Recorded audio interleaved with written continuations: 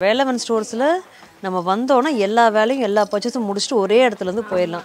Velavan stores, Usman road, T Nagar, Chennai மற்றும் தூத்துக்குடி. அக்காவை பொண்ணு பார்க்க போன வீட்டில் தங்கச்சியை பிடிச்சிருச்சுன்னா ஒரு சிக்கல் வரும்ல.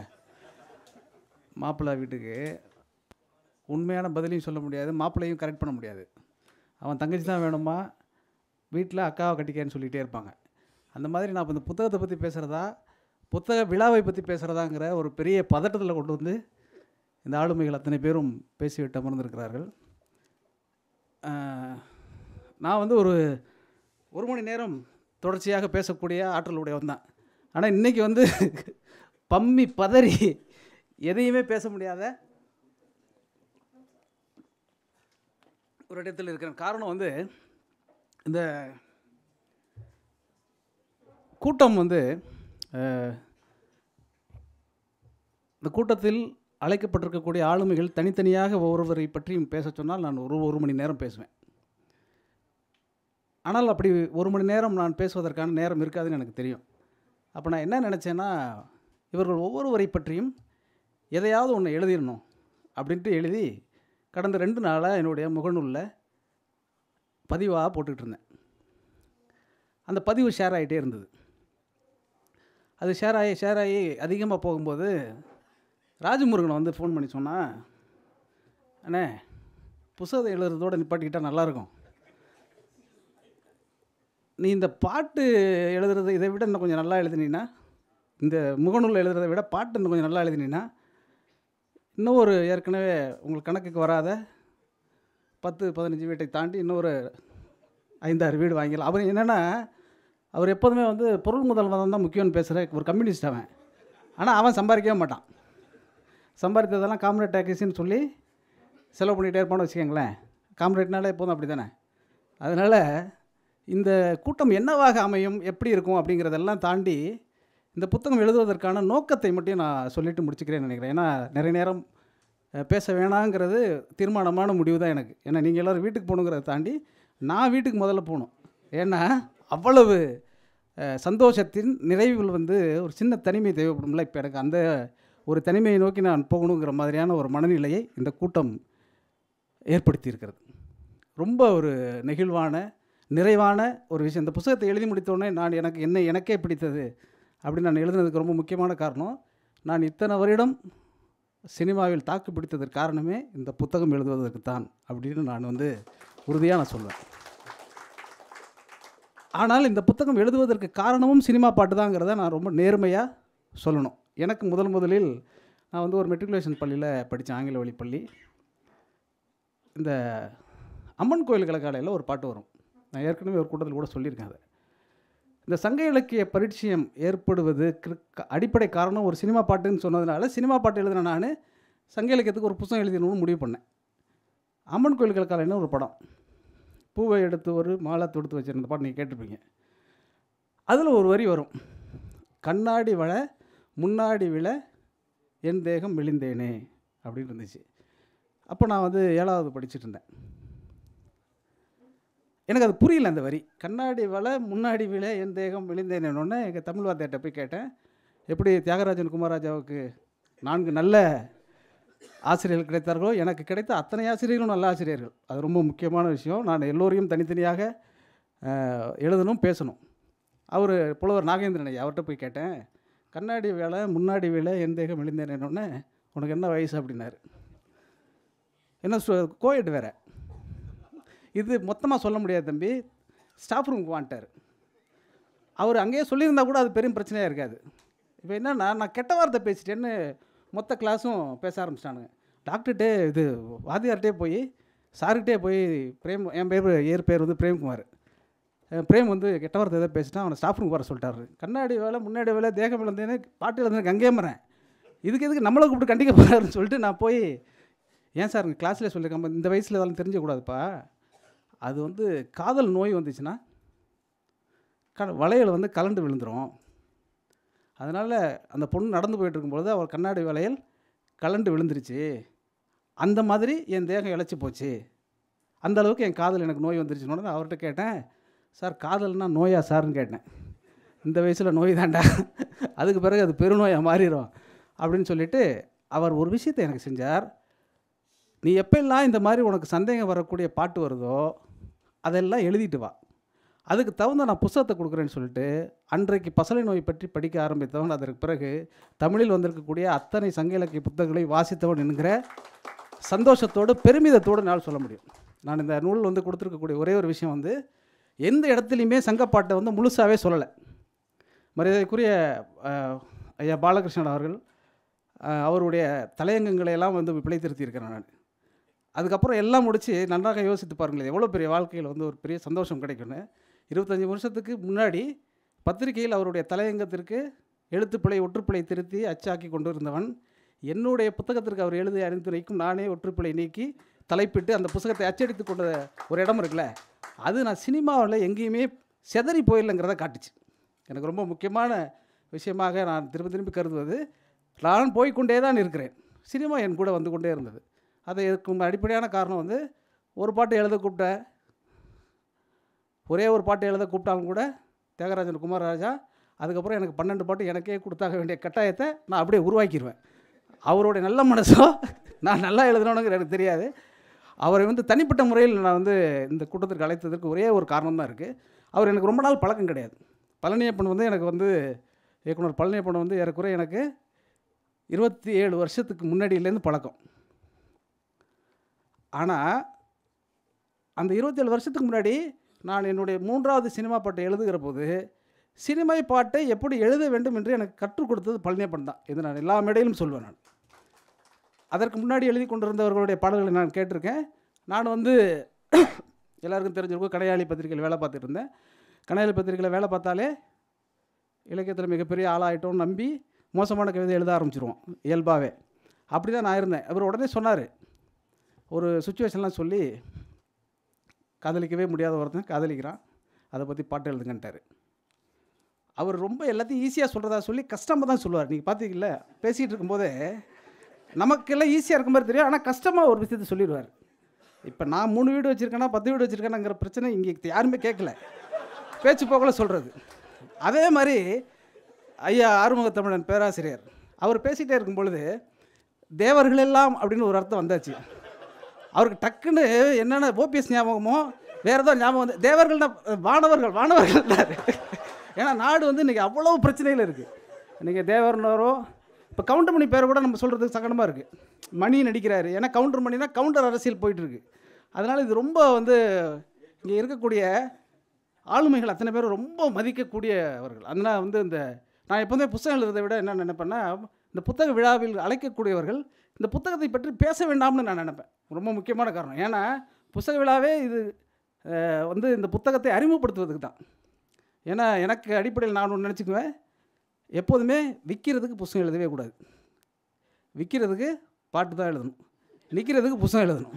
அதனால் நிற்கிறது ரொம்ப முக்கியம். நான் நிற்கிறதுக்கு புத்தகத்தையும் விற்கிறதுக்கு சினிமா பாட்டும் எழுதக்கூடிய மனநிலை உடையவன். அதனால் எந்த பிரச்சனையும் இல்லை. நிறைய வந்து பாலகிருஷ்ணன் ஐயாவுடைய வாழ்வில் இருந்து தனிப்பட்ட முறையில் நிறைய அவரோட எனக்கு நெருக்கமான தொடர்பு இருந்திருக்கிறது. அதெல்லாம் தாண்டி சமீபத்தில் அவர் செய்திருக்கக்கூடிய ஒரு பெரிய சமூக மாற்றம் இருக்குல்ல, அது மாற்றம் தான் சொல்லுவேன், அது கொஞ்சம் பெரிய வார்த்தை தான். அது ரொம்ப ஆச்சரியகரமான மாற்றம். அது ஒரு தனி நபராக அவர் செய்து காட்டியிருக்கிறார். ஏன்னா என் போன்றவர்களுக்கு கூட சங்க இலக்கியத்தை புத்தகம் எழுத வேண்டும் என்கிற ஆசையை, ஆர்வத்தை, தேவையை, கடமையை உணர்த்தியது அவர் தான். எனவே இந்த கூட்டத்திற்கு வந்து அவர் வந்து தலைமையை ஏற்க வேண்டும் என்று நான் ரொம்ப அன்போடு கேட்டேன். மறுக்காமல் அவர் ஒத்துக்கிட்டார். அதுக்கு என்னுடைய நன்றியை, என் வாழ்நாள் நன்றியை சொல்கிறேன். அப்புறம் இந்த புத்தகத்துக்கு எழுதிட்டு இந்த புத்தகத்தை அச்சிட்டுலாம் பண்ணிவிட்டு ஒருத்தர் கொடுக்கும்பொழுது நான் ரொம்ப பதறி போய் பதட்டமாகி கொடுத்தது வந்து ஐயா புலவர் வேலுசாமி அவர்கள் தான். ஐயா இது பழனியப்பன் அவர்கள் பேசுகிற பொழுது இந்த மேடையில் தமிழ் படித்தவர் அப்படின்னு சொன்னாக்க பாலகிருஷ்ணன் ஐயாவை விடவும் தமிழ் படித்தவர் புலவர் வேலுசாமி. தமிழ்நாட்டில் நான் மதிக்கக்கூடிய ஒரே தமிழ் அறிஞர் என்றால் வேலுசாமி தான். நான் ரொம்ப வெளிச்சமாகவும் தைரியமாகவும் சொல்கிறேன். என்ன காரணம்னா, அவர் வந்து எல்லா மட்டத்திலும் வாசிக்கக்கூடியவர். எனக்கு வந்து இப்போ தமிழ் அறிஞர்னால் என்ன பண்ணுவாங்க அப்படின்னாக்க, ஏதாவது ஒரு பழந்தமிழ் புத்தகத்தை பற்றி நம்மகிட்ட கொடுப்பாங்க, அதை படிக்க சொல்லுவாங்க. அந்த புத்தகம் வந்து அந்த புத்தகத்தை படிக்க முடியாது. ஏன்னா காலத்தால் கடந்திருக்கிறதுனால கரையான் வாடை வேறு இருக்கும் அதில். படிக்க முடியாது உண்மையிலே. இவர்கிட்ட புத்தகத்தை கொடுத்தீங்கன்னா ஐயா புத்தகமே படிக்க மாட்டார். பிடிஎஃப் அனுப்புங்கன்னு சொல்லுவார். நான் புத்தகத்தில் படிக்கிறது இல்லையே, தெரியாதா உங்களுக்குன்னு கேட்டார் அன்றைக்கி. ஐயா வேட்டி சட்டை தான் போடுறாரு, பேசுகிறதெல்லாம் சிவஞான போது தான் பேசுவார், ஆனால் பிடிஎஃப்பில் தான் படிப்பார். எனக்கு வந்து இது ரொம்ப அவர்கிட்ட வந்து ரொம்ப கவர்ச்சிகரமாக எனக்கு பிடிச்சது. ஐயா எப்படியா சொல்கிறீங்க, எனக்கெல்லாமே படிக்க முடியலையா, கண்ணெல்லாம் உறுத்துற மாதிரி இருக்குது அப்படின்லாம் சொல்லுவேன். இல்லை இல்லை நீங்கள் கொஞ்சம் படித்து பழகுங்க, அதுக்கப்புறம் நீங்கள் நிறையா படிக்கலான்னு சொன்னார். அதனால் அதை தாண்டி என்னென்னா, இந்த புத்தகத்தை படிச்சுட்டு ஒரு 2 அத்தியாயம் படிச்சுட்டு பேசி வழக்கம் போல் பாராட்டி எல்லாம் சொல்லிவிட்டு ஒரு சின்ன ஒரு 2 குறிப்பு இருக்குது அப்படின்னாரு. சொல்லுங்கய்யா அப்படின்னு சொன்னேன். ஏதாவது எண்ணுக்கு என்ன மாதிரி இருக்கும், பாட்டு என்ன மாதிரி இருக்கும் அப்படிங்கிற மாதிரி. முடிநாகனார் அப்படின்னு ஒரு புலவர் இருக்கார், அவரை பற்றி சொன்னார். நான் வந்து முடிநாக ராயர் அப்படின்னு அந்த பாட்டுக்கு பேர் போட்டிருந்தேன். நானும் நிறையா படிச்சிருக்கேன்ல அப்படிங்கிறதுக்காக முடிநாக ராயர் போட்டேன். இது நல்லா செக் பண்ணிட்டீங்களா அப்படின்னு கேட்டார். ஏன்னா அவர் எப்போ பேசினாலும் நான் ரொம்ப பயந்து தான் பேசுவேன். ஏன்னா அவர் வந்து கிடுக்கு பிடியை வச்சுக்கிட்டு தான் நம்மள்ட்ட கேள்வியே கேட்பார், அப்புறம் பதிலும் அவருக்கு தெரியும்.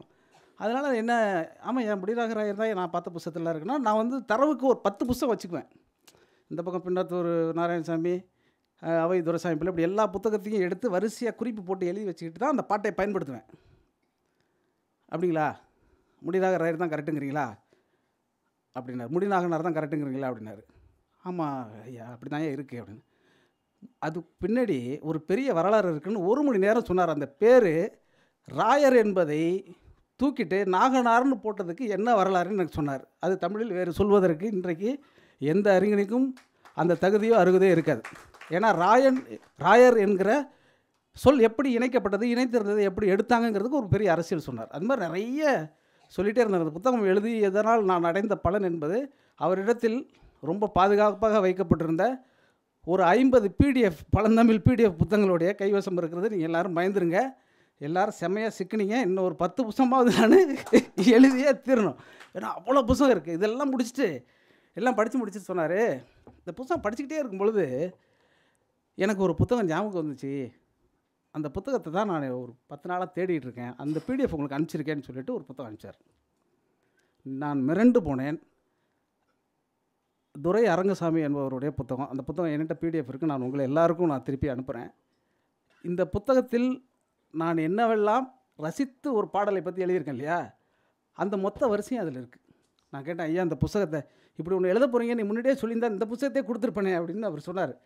அதில் வந்து என்ன ஒரே ஒரு விஷயமாக இருந்ததுன்னா, சங்க பாடலை அந்த விளக்கம் இருக்குல்ல, அது ரொம்ப ஆச்சரியகரமான நடையில் எழுதப்பட்டிருந்தது.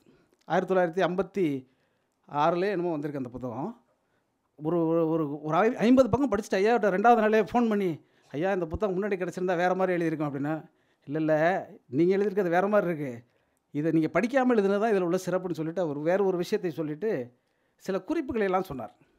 அப்படி குறிப்புகளெல்லாம் சொல்லிகிட்டே வரும்பொழுது அந்த புத்தகத்தில் ஒரு ரொம்ப ஆச்சரியமாக இருந்தது. என்னென்னா, இந்த பெயர்கள்லாம் இருக்குல்ல, இப்போ மீனெறி தூண்டிலார், காலெறி கடிகையார், எப்படி பேர்கள் இருக்குல்ல, நம்ம சங்கப்பாடல் அந்த பேர் தெரியல அப்படிங்கிறதுக்காக அந்த பாட்டில் இருக்கக்கூடிய ஒரு வரியை எடுத்து அவங்களுக்கு பேர் வச்சுருப்பாங்க. அணிலாடு முன்றிலார் அப்படின்னு வைக்கிறாங்க. திரும்ப திரும்ப நீங்கள் யோசித்து பாருங்கள். நான் சமீபத்தில் ஒரு எழுத்தாளருடைய நேர்காணலை பார்த்தேன். அதில் முட்டாள்தனமாக இருந்த அந்த எழுதாளர், கல்வி புலத்தில் இருக்கிறவர்கள் தமிழுக்கு எதுவுமே செய்யவில்லைங்கிறான். அதை இன்டர்வியூ எடுத்துகிட்டு இருக்கிற ஒரு பேராசிரியர் சிரிச்சுக்கிட்டே உட்காந்துருக்கு. நீங்கள் யோசிச்சு பாருங்கள், தமிழில் இன்றைக்கு நம்ம படித்திருக்கக்கூடிய அத்தனை இலக்கியங்களும் கல்வி புலத்தில் இருந்தவர்களால் நம்ம கைக்கு கிடைத்தது தான். இவனுங்க என்ன பண்ணியிருக்கானுங்க, உலக இலக்கியத்தை வளர்த்ததே இலக்கியம், அது தமிழ் இலக்கியவாதிகள், அதுலேயும் நவீன இலக்கியவாதிகள்ங்கிறான். நான் இப்போது சமீபத்தில் டிஎம் கிருஷ்ணா பற்றி ஒரு நூல் வந்தது, ஆங்கிலத்திலேருந்து தமிழில் மொழிபெயர்த்திருக்காங்க. அந்த புத்தகத்தை வந்து நம்மளுடைய செல்லப்பாவிடமோ அல்லது எழுத்துப்பிழை நீக்குகிறவர் யார்கிட்டயாவது கொடுத்தீங்கன்னா பக்கத்துக்கு 25 தப்பு இருக்குங்க. பக்கத்துக்கு நான் வந்து மொழி மட்டும்தான் சொல்கிறேன், அந்த புத்தகத்தின் கருத்தை சொல்லலை. ஒரு எழுத்தை ஒரு பக்கத்திற்கு இன்றைக்கு வரக்கூடிய நவீன இலக்கிய பத்திரிகைகள் என்று சொல்லக்கூடிய பத்திரிகைகளை எடுத்து நீங்கள் வச்சு பார்த்தீங்கன்னா, ஐயா வேலுசாமியிட்டெல்லாம் கொடுத்தீங்கன்னா கிழிச்சு மூஞ்சில் தூக்கி எறிஞ்சிருவார், ஓடுங்கடான்றார். ஐயா நீ கொஞ்சம் பாதுகாப்பாக பேசிட்டு உட்காந்துட்டாரு.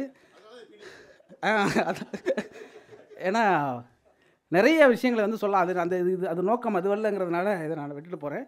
அதனால் இந்த அடிப்படை காரணம் பாலகிருஷ்ண ஐயாவாக இருக்கட்டும், அல்லது வேலுசாமியாக இருக்கட்டும், ஆறுமுக தமிழனாக இருக்கட்டும், நம்ம தியாகராஜனாக இருக்கட்டும், ஆசிஃப் ராசிமுருகன், எல்லாருமே இந்த கூட்டத்தில் வந்து ஒரு நிறைவளித்த பேச்சு. இதுக்கப்புறம் வந்து சொல்லணும் அப்படின்னா வெயிலை பற்றி சொல்லணும். கொஞ்சம் வெயில் காலங்கிறதுக்காக இல்லை, தனிப்பட்ட முறையில் வெயிலுடைய கவிதைகள் வந்து என்னை ரொம்பவும் சமீப காலங்களில் வந்து ரொம்ப ஆச்சரியப்படுத்திருக்கும். வார்த்தைகளில் நான் வந்து சினிமாவில் இப்படியெல்லாம் ட்ரை பண்ணி பார்க்கலான்னு முயற்சி பண்ணியிருக்கேன். அது சாத்தியப்பட்டதில்லைன்னு வச்சுக்கோங்களேன். சாத்தியப்பட்டதில்லை அப்படின்னாக்க தியாகராஜன் மாதிரி ஆட்கள் ஏதோ ஒரு பாட்டுக்கு 12 பாட்டு கொடுத்துருவாங்க. சில பேர் வந்து இது புரியல சார் அப்படின்னு சொல்லிடுவாங்க. ஆனால் தனிப்பட்ட முறையில் நம்ம ஒரு பாடலாசிரியனாக இருந்தாலும் கூட சமகால கவிதையை வாசிக்கிறவன் என்கிற முறையில் சில பேரோட கவிதைகள் எனக்கு பிடிக்கும். அப்படி இசை கவிதையை சொல்லலாம், வெயிலுடைய கவிதைகள் சொல்லலாம், இன்னும் நிறைய பேர் சொல்லிகிட்டே இருக்கலாம். அதெல்லாம் தாண்டி வெயிலோடு உரையாடுகிற பொழுது நான் என் அண்ணனோடு என் தம்பியோடு உரையாடுவது மாதிரியான ஒரு சகஜம் வந்து இருந்துக்கிட்டே இருக்கும். இந்த கட்டுரைகள்லாம் நம்ம அவருக்கு அனுப்பிச்சிருக்கேன். அவர் தொடர்ந்து படித்து எனக்கு நிறைய விஷயங்கள் சொல்லியிருந்தார். அவருடைய கவிதைகளும் இந்த புத்தகத்தில் சில இடங்களில் குறிப்பிட்டிருக்கேன். எனக்கு வந்து ரொம்ப பிடித்த கவிஞர் என்பதையெல்லாம் தாண்டி சில குறிப்புகளை வந்து அவர் சொன்னார். அவர் வந்து சங்க இலக்கியத்தில் வந்து அவருக்கு எனக்கும் ஒரு போட்டி வந்துச்சு. போட்டியில் சமீபத்தில் அவர் காதலை பற்றி, அவர் நிறைய காதலை பற்றி தான் தொடர்ச்சியாக பேசிகிட்டே இருப்பார், நிறைய எழுதல. அப்போது ஒரு கூட்டத்தில் வந்து ஒரு காதலை பற்றி சொல்லுகிற ஒரு சங்கப்பாட்டலை பற்றி சொல்லியிருந்தார். அப்படி ஒரு சங்கப்பாட்டு இருக்குங்கிறது உண்மை தான். ஆனால் அவர் சொன்ன பொருள் கிடையாது. இது எனக்கு ஷாக் ஆகிடுச்சு. என்னென்னா, எந்த உரையாசிரியும் சொல்லாத ஒரு புது உரையை வந்து வெயில் சொல்கிறாரு. இது எந்த சங்க புத்தகத்துலேருந்து படித்து சொல்லுவார் அப்படிங்கிறதுக்காக நான் அவர்கிட்ட கேட்டேன், இது எங்கேயா இருக்குது அப்படின்னு சொன்னேன்னா அவர் உடனே காப்பி எடுத்து அனுப்பிச்சிருந்தார். தமிழிலேயே இருக்கிற மிக மோசமான உரையாசிரியரால் உரை எழுதப்பட்ட ஒரு புத்தகத்தை தான் அவர் சொன்னார். ஆனால் மேடையில் அவர் சொல்லும் பொழுது அந்த உரையை விட தமிழிலேயே ஆகச்சிறப்பான ஒரு உரையை அந்த கூட்டத்தில் அவர் பேசினார். அப்படின்னா என்னென்னா, அந்த சங்கப்புலவன் எழுதியதை விடவும் அதிகமாக சிந்தித்து இது மாதிரி இருக்குமோ என்று யோசித்து சொல்லக்கூடிய ஒரு நபராக வெயில் இருந்தார். அது இருப்பார் அவர். நிறைய அது மாதிரி இந்த புத்தகத்தை படிச்சுன்னா முழுசாக அவர் இன்றைக்கி கொஞ்சம் தான் பேசியிருக்காரு. இன்னும் எனக்கு நிறைய பேசுகிற பொழுது இன்னும் கூடுதலாக அவர் சொல்லுவார்னு நினைக்கிறேன். சின்ன சின்ன விஷயங்களாக இருக்கும் பொழுது கூட உரையாடலை பற்றி பேசும்போது, உரையாடலுங்கிறது ரொம்ப முக்கியம் தான். ஐயா அவர்களோடு பேசுகிற பொழுது நிறைய குறிப்புகளை சொல்லிக்கொண்டே இருப்பார். சொல்லிவிட்டு அதுக்கப்புறம் வந்து உங்கள் மெயிலுக்கு அனுப்பிச்சிருக்கேன் படிங்க அப்படிம்பார். எனக்கு அப்படி வந்து சமீபத்தில் வந்து விஆர்எம் செட்டியாருடைய கீதாஞ்சலி அனுப்பிச்சி விட்டார். நான் படித்ததுலேயே ஆகச்சிறந்த புத்தகமாக இருந்தது. ஐயா சொன்னார், நான் இதெல்லாம் சின்ன வயசுலேயே படிச்சிட்டேனே அப்படின்னாரு. ஐயா சின்ன வயசுலேயே படிச்சுட்டாருங்கிறது நம்ம இப்போ தான், அவர் படிச்சுட்டாருங்கிறதே நமக்கு இப்போ தானே தெரியுது. அப்போ இவர் மாதிரியான ஆளுமைகளை இந்த தமிழ் சமூகம் கொண்டாட வேண்டும். நிறைய கூட்டங்களில் பேச வேண்டும். இங்கே நிறைய இது மாதிரி யூடியூப் சேனல்காரர்கள்லாம் நிறைய வந்திருக்கீங்க. நானே ஐயாவிடம் தேதி வாங்கி தருகிறேன். நீங்கள் எல்லோரும் தனித்தனியாக வந்து ஒரு சங்க இலக்கியத்தில் இருக்கக்கூடிய ஒரு குறுந்தொகையை பற்றி ஒரு முறை பேச வைங்க. ஐயா ஒரு 50 பாட்டு சொல்லுவாங்க. அந்த மாதிரியான விஷயங்களை பரப்புவதன் மூலமாக இன்னும் கூடுதலாக இந்த சங்க இலக்கியம் போய் சேரும். நானும் திரும்பவும் சொல்லுகிறேன், சங்க இலக்கியத்தையும் திருக்குறளையும் கையில் எடுக்க வேண்டிய காலத்தில் தான் நாம் இருக்கிறோம். அதனால் நம்ம நிச்சயமாக அதை கையில் வச்சுக்கணும்.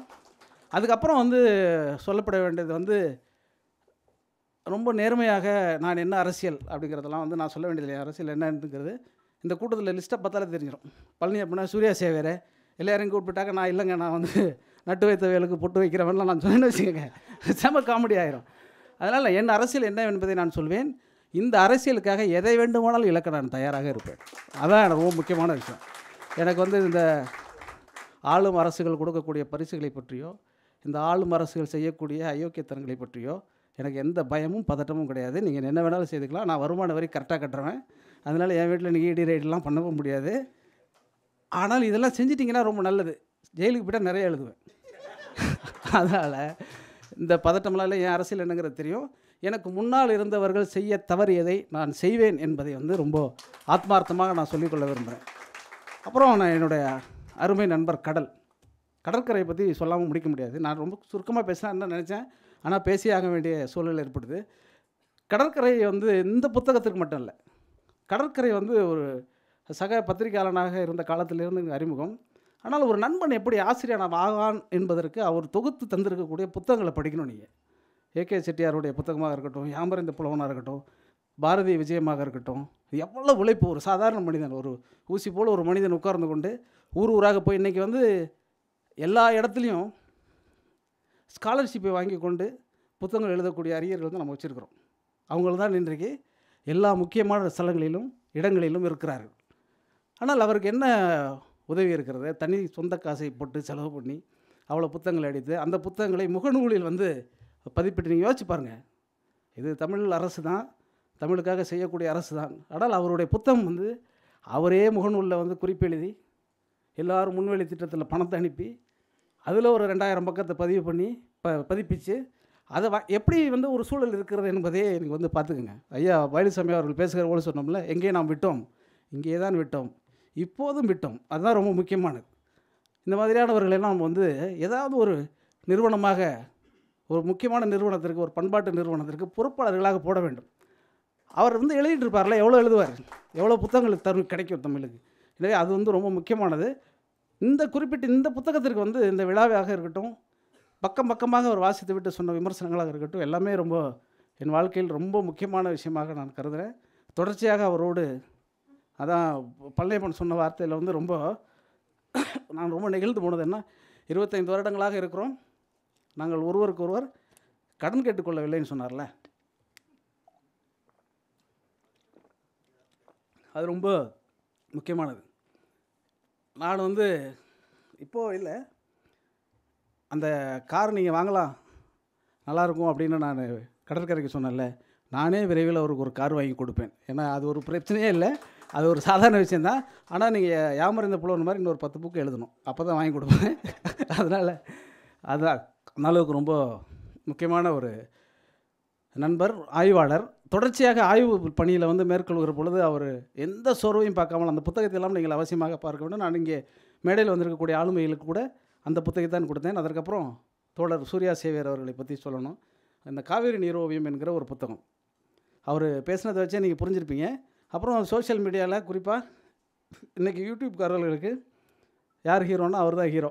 மோடி வந்து அங்கே போய் ஏதாவது ஒன்று பேசிட்டாருன்னா அவன் மோடிக்கிட்ட போய் பதில் கேட்க மாட்டான், சூர்யா சேவிட்ட தான் வந்து பதில் கேட்பான்.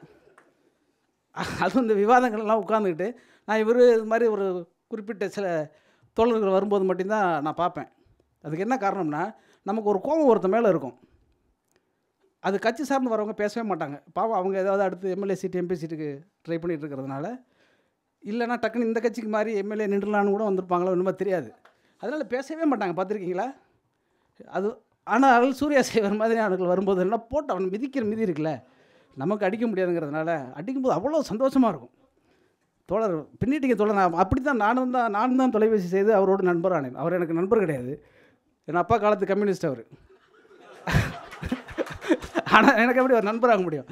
ஆனால் வந்து தொடர்ச்சியாக வந்து அவர் தொலைபேசி உரையாடலில் தான் நண்பரானார் நிறையா. அப்புறம் அந்த காவிரி நீரோவி அடுக்கிற பொழுது அவர் மீது எனக்கு ஒரு மிகப்பெரிய பிரமிப்பு வந்தது. தொடர்ச்சியாக சென்ற புத்தக கண்காட்சியில் வந்து அதிகமாக விற்பனையான ஒரே புத்தகம் வந்து காவிரி நீரோவியம் தான். அந்த புத்தகத்தை வெளியிட்டது வந்து மனுஷபுத்திரன். அவர் அந்த ஆண்டில் 12 புத்தகம் வெளியிட்டார். ஒரு கவிஞன் பதிப்பாளனாக இருந்து 12 புத்தகம் குறைவாக விற்று எங்கேயோ ஒரு சூர்யா சேவியரின் புத்தகம் அதிகமாக விற்றால் அந்த கவிஞனுடைய மனம் என்ன பாடுபடும் என்பது எனக்கு தெரியும். எனவே நானும் நேர்நிறை என்கிற ஒரு பதிப்பகம் வைத்திருப்பதால் என்னுடைய பதிப்பகத்துக்கும் சூர்யா சேவியர் அவர்கள் எழுத வேண்டும் என்கிற விருப்பத்தின் அடிப்படையிலும் இந்த கூட்டத்திற்கு அழைக்கப்பட்டிருக்கிறேன். அந்த வைகை நதிகாசமாக அந்த புத்தகத்தை நேர்நிறை வெளியிடும் என்பதை நான் சொல்லுகிறேன்.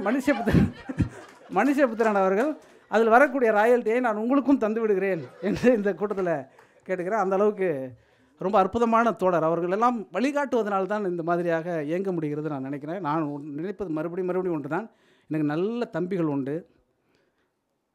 நல்ல மனைவி உண்டு, நச்சரிக்காத மகள் உண்டு, அதே மாதிரி நிறைய புத்தகங்கள் உண்டு.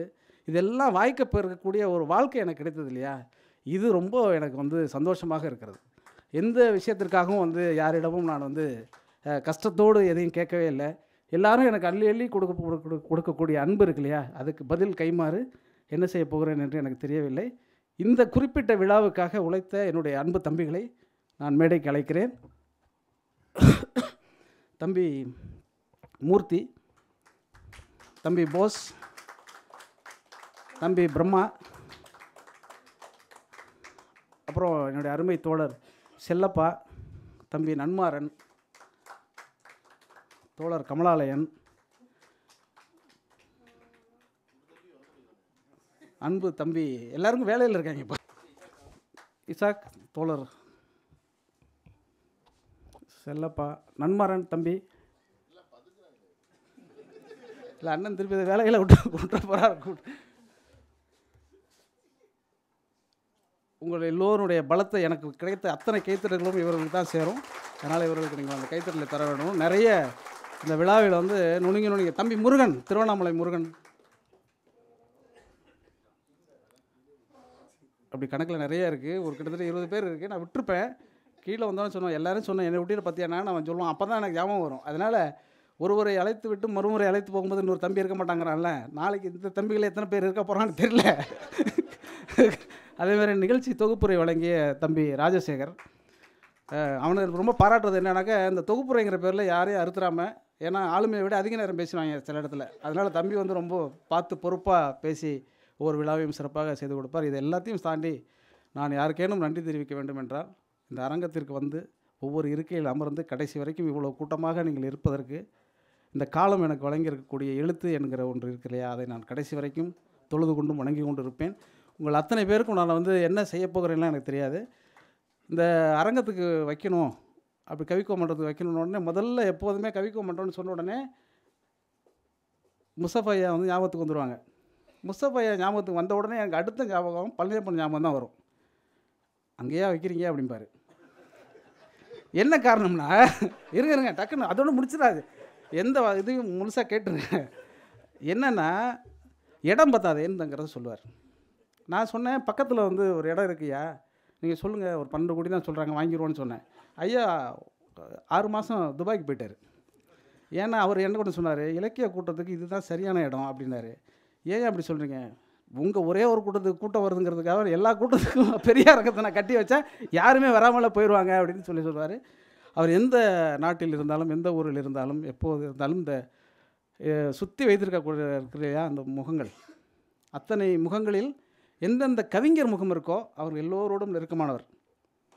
கவிஞர் முகம் இருக்கோ அது மட்டும் நெருக்கமானவர் அவர் தனிப்பட்ட முறையில். இந்த அரங்கத்திற்கே கவிக்கோ என்று அவர் வைப்பதற்கு காரணம் வந்து கவிஞர்கள் மீது அவருக்கு இருக்கக்கூடிய அலாதையான அன்பு, பிரியம். அதனாலெல்லாம் அவர் வந்து கவிக்கோ மன்றத்திற்கு ரொம்ப குறைவாக வாடகைக்கு எனக்கு கொடுத்து விட்டார் என்று நீங்கள் நினைக்கக்கூடாது. அவருக்குரிய தொகையை அவர் பெற்றுக்கொண்டு தான் இந்த விழாவை நான் நடத்துகிறேன். ஏன்னா நாளைக்கு கவிஞர்கள் மேலே அன்பு இருக்குன்னா கவிதை போட்டுலாம் வந்து விழா கேட்டாக்கா ஐயா என்ன செய்ய முடியும். அதனால் அவர் மீது தனிப்பட்ட முறையில் எனக்கு இருக்கக்கூடிய அன்பு ஒன்று. அப்புறம் இந்த விழாவில் நான் ரொம்ப இவர் இருக்க வேண்டும் என்று விரும்பியவர் ஒருவர் உண்டு, அவர் சொல்லாமல் விட்டுறக்கூடாது.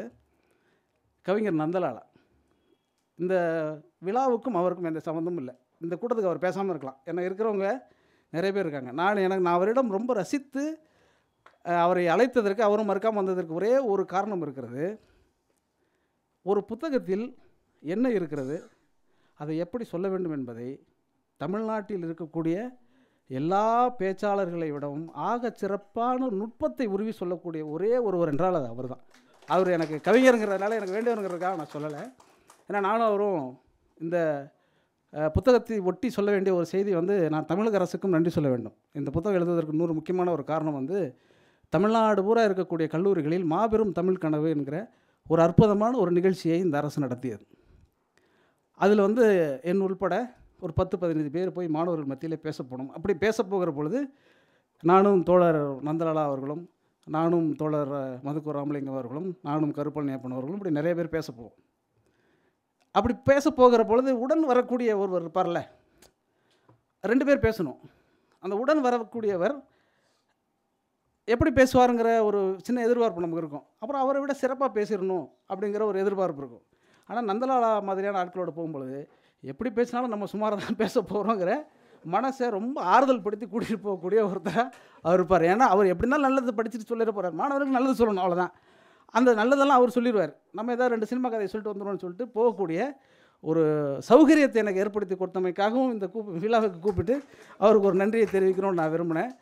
அதே மாதிரி ஆறுமுக தமிழன் ஐயா, அவர் வந்து உயிர் வளர்க்கும் திருமந்திரம் அந்த புத்தகத்தை நான் படிக்கிறதுக்கு முன்னாடி அவர் தொடராக வரும்பொழுது வாரம் தோறும் அதை எப்பெல்லாம் அந்த தொடர் வருதோ எனக்கு வந்து பெரிய காதல் கவிதைகள், காதல் தொடர்கள், அப்புறம் அந்த வேறு வேறு எழுத்தாளர்கள் எழுதக்கூடிய படைப்புகள்லாம் எனக்கு பிடிக்கல. எனக்கு பெரிய பக்தி இலக்கியத்தின் மீது பெரிய நாட்டமும் இருந்ததில்லை, தெரிந்து கொள்ள வேண்டும் என்கிற ஒரு தவிப்பும் இருந்ததில்லை. ஆனால் அவர் எழுத ஆரம்பித்ததற்கு பிறகு கௌரா ஏஜென்சிக்கு நல்லா தெரியும், அவர் அந்த பதிப்பாளருக்கு நான் எத்தனை திருமந்திரம் வாங்கினேங்கிறது அவருக்கு தான் தெரியும். அந்த ஒரு கட்டுரை இவர் எழுதிடுவார். நான் ஒரு திருமந்திரத்தை வாங்கி வச்சு ஏதாவது குறிப்பெடுத்து எழுதி வச்சுட்ருப்பேன். வழக்கம் போல் ராஜமுருகன் வீட்டுக்கு வருவான், என்னென்ன குறிப்பாக இருக்குது அப்படின்னு, ரொம்ப பிரமாதமாக இருக்குது தம்பின்னு இவர் எழுதின கட்டுரையை பற்றி அவன்கிட்ட சொல்லுவேன். அப்போ இந்த புத்தகத்தை நான் படிச்சுட்டு வந்துட்டேன்னு எடுத்துகிட்டு போயிடுவான். இப்படி எனக்கு நிறைய தம்பிகள் இருப்பதனால என்ன காரணம் இருந்துச்சுன்னா, நிறைய புத்தகங்களை நான் வாங்கி இப்படி தம்பிகளுக்கு கொடுத்தது ஒரு காரணம். இதனாலேயே என்னுடைய வாசிப்பு என்பது என்னென்னா, ஐயா புத்தகத்தை ஒரு முறை தொலைச்சிட்டான்னு சொன்னார்ல, நான் வந்து புத்தகத்தை தொலைச்சதே கிடையாது. புத்தகத்தை வந்து வச்சுட்டு மறந்துடுறதெல்லாம் கிடையாது, தெரிஞ்சே புத்தகம் போயிடும் எனக்கு. அதனால் இப்போல்லாம் வந்து வாங்கும் பொழுதே 10 புத்தகம் வாங்கிடுறது. ஏன்னா கண்டிப்பாக வந்து ஒரு ராஜமுருகனுக்கு ஒன்று போயிடும், இப்படி வரிசையாக வரக்கூடிய ஒவ்வொரு தம்பிகளும் எடுப்பாங்கன்னு. அப்படி எடுத்துகிட்டு போனாக்க அவர்கள் ஒன்று எனக்கு கொடுப்பார்கள். அது ரொம்ப ரொம்ப முக்கியமானது. என்ன கொடுப்பாங்கன்னா, அதை படிச்சுட்டு போயிட்டு இந்த இருக்கக்கூடிய இவ்வளோ படிச்சிங்கன்னு சொல்கிறது இருக்கு இல்லையா, ஒவ்வொரு முறையும் ஒவ்வொரு தம்பியோட வந்தாங்கன்னு சொல்கிறது இருக்கு இல்லையா, இதற்கெல்லாம் ஒரே ஒரு ரகசியம் இருக்குன்னா, இந்த தம்பிகள் என்னோடு பயணிக்கிற பொழுது, குறிப்பாக நம்ம மூர்த்தி அதை சொல்லணும், இங்கே மேடைக்கு வந்தார்ல, அவர் ஒரு முறை வந்து வாணியம்பாடிக்கு போயிட்டு திரும்பி வரும்பொழுது, அண்ணா சங்க இலக்கியத்தை பற்றி சொல்லுங்களேன்னு சொன்னாப்புல. நான் வந்து டக்குன்னு கேட்டாப்புல, நான் வந்து பேச ஆரம்பித்தேன். வந்துக்கிட்டே இருந்தோம், கிட்டத்தட்ட ஒரு 3 மணி நேரம் பயணம். இவர் வேறு ஏதோ ஒரு ரூட்டில் போயிட்டார். ஒரு 100 கிலோமீட்டர் தாண்டி போயிட்டு, அண்ணே நம்ம திருப்பி சென்னை தானே போகிறோம், இப்போ எங்கே வந்தோம் அப்படின்னு, நான் வேறு ரூட்டு வந்துட்டேனே அப்படின்னு. ஏன்ப்பா இப்படி பண்ணிட்டேன் அப்படின்னு. இல்லைண்ணே நல்லா சங்க இலக்கியம் சொன்னீங்க, அண்ணன்ட்ட கேட்டுக்கிட்டே போமேன்னு சொல்லி கேட்டுக்கிட்டே நீ சென்னைக்குள்ளே போயிருக்கணும், வேறு எங்கேயோ போயிட்டேன்னு சொல்லி அப்புறம் திருப்பி வரும்பொழுது அது தொடர்ச்சியாக ஒரு அந்த அனுபவம் வந்து ரொம்ப சந்தோஷமாக இருந்தது. அன்றைக்கு தான் என்னுடைய அந்த முதல் கட்டுரை சொல்வலை வேட்டுவோம் என்கிற அந்த கட்டுரையை நான் எழுத ஆரம்பித்தேன். அதற்கு பிறகு தொடர்ச்சியாக ஒவ்வொரு கட்டுரையும் நான் எழுதி முடிச்சிட்டேன். அப்படி ஒவ்வொரு முறையும் அந்த சொல்வலை வேட்டுவோம் வந்து மூர்த்திக்கு தெரியும், அப்புறம் வந்து துளிர்க்கு மரப்பாவை வந்து கேட்டிங்கன்னா பிரம்மாவுக்கு தெரியும். இப்படி ஒவ்வொரு தம்பிகளோடும் நான் உரையாற்றியது. அந்த உரையாடுகிற சமயத்தில் அவர்களுக்கு அந்த சங்கப்பாடல்களை சொல்லுகிற பொழுது அவர்கள் படித்துவிட்டு திருப்பி வந்து என்கிட்ட சொல்லுவாங்க, ஆனால் நான் 2 படித்தேனே இது இப்படி இருக்குண்ணே அப்படின்னு சொல்லுவாங்க. அதுக்கப்புறம் அது உரை படிப்போம். அது உரை படித்ததுக்கு பிறகு அதோடு ஒத்து வரக்கூடிய மற்ற விஷயங்கள் எல்லாத்தையும் சேர்த்து ஒவ்வொன்றாக பின்னி தான் இந்த புத்தகம் வந்தது. அதனால் இந்த புத்தகத்தின் உழைப்பு என்பது என்னுடைய உழைப்பு மட்டுமல்ல, எப்படி உரையாசிரியர்களுக்கு அப்படின்னு சொல்கிறனோ அது மாதிரி உடனிருந்தவர்களுக்கும் இந்த புத்தகம் சமர்ப்பணம் அப்படிங்கிறத சொல்லிக்க விரும்புகிறேன். ஆனால் இந்த புத்தகம் எழுதுவதற்கு நவீன இலக்கியவாதிகள் சங்க இலக்கியம் என்கிற பேரில் எழுதி கொண்டிருக்கக்கூடியதற்கான ஒரு மாற்றாகத்தான் இது அமைய வேண்டும் என்பதற்காக எழுதப்பட்ட புத்தகம். இதோடு நான் நிற்க மாட்டேன். ஏன்னா வேல்சாமையா எனக்கு வந்து கொடுத்துருக்காருன்னு சொன்ன இல்லையா, ஒரு 20 பிரதி தொடர்ச்சியாக நாம் எழுதுவோம், பேசுவோம். ஏனென்றால் நாம் இப்போது பேசவில்லை என்றால் பிறகு எப்போதுமே பேச முடியாதவர் ஆகிவிடுவோம். எனவே நாம் சங்க இலக்கியங்களை பேசுவோம், சமகால அரசியலை பேசுவோம், சமகால சினிமாவை பேசுவோம். தோழர் குமாரராஜா அவர்கள் வந்து சூசகமாக சொன்னார் அப்படின்னு அவர் மேடையில் தான் சூசகமாக சொல்லுவார், தனியாக அவர் ஒரு பெரியாரின் பேரன் என்பதை வந்து அவர் நிறைய இடத்துல சொல்லிடுவார். அவர் சூசகமாக எல்லாம் சொல்லக்கூடியவர்களை சூசகமாக சொல்லக்கூடிய யாரும் என் மேடைக்கு வரமாட்டார்கள் என்பதும் எனக்கு நன்றாக தெரியும். எனவே என்னுடைய நண்பர்கள், எனக்கு வாய்த்தவர்கள், என் உறவினர்கள் அத்தனை பேருக்கும் இந்த நேரத்தில் நன்றி தெரிவித்துக் கொள்கிறேன். இதையெல்லாம் தாண்டி இந்த விழாவில் வந்திருந்து என்னை சிறப்பித்தமை இருக்கு இல்லையா, அது ரொம்ப உங்கள் எல்லோருக்கும் என்னுடைய நன்றியை எப்படி சொல்கிறதுன்னு எனக்கு தெரியல. நீங்களே நல்லா பார்த்துருப்பீங்க, நான் இது 4வது தடவை தண்ணி குடிச்சிட்டேன். இதுக்கு மேலே தண்ணி குடிக்கவும் எனக்கு வந்து முடியாது. ஏனால் நீர் என்பது தமிழனுடைய பண்பாடு, நெருப்பு என்பது அவர்களுடைய பண்பாடு. நாம் நீராக இருப்போம், நிறைவாக இருப்போம். நன்றி, வணக்கம்.